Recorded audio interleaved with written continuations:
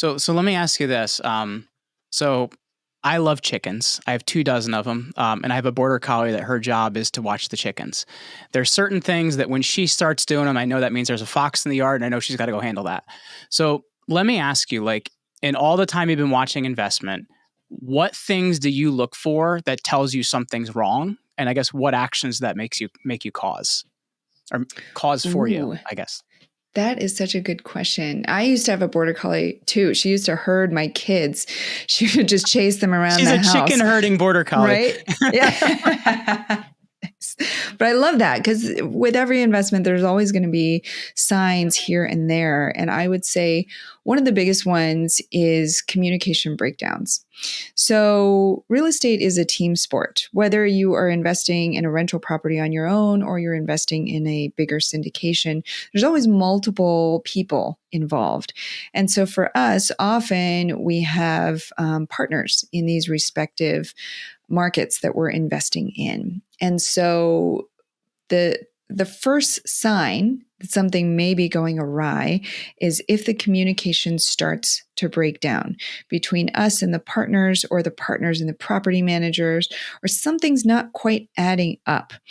And we've had that happen a few times now with various partnerships. And so now we know what to watch for, but it can be, for example, one of our very first investments, we had the communication breakdown. We were in the dark. We had no idea what was going on. The partner knew everything.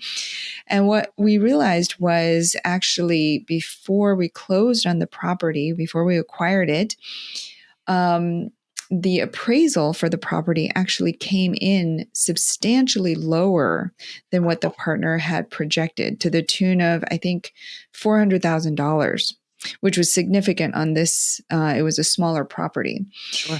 And they actually just kept managing the property according to the original business plan, didn't make any modifications to account for that shortfall. And lo and behold, several months into the investment, we were out of money. There was no more money. We had run out of reserves. We weren't able to pay our vendors. And so the investment was now in trouble. And so, of course, they stopped communicating with us. And so once we found out, then, we had those important conversations and they brought us back into the loop and we were able to work together to figure out a solution. But that communication breakdown, whether it's between partners or even between the syndication company and the investors, that's another place where the communication can break down. That's always going to be a red flag, whether I'm an investor or I'm on the syndication side.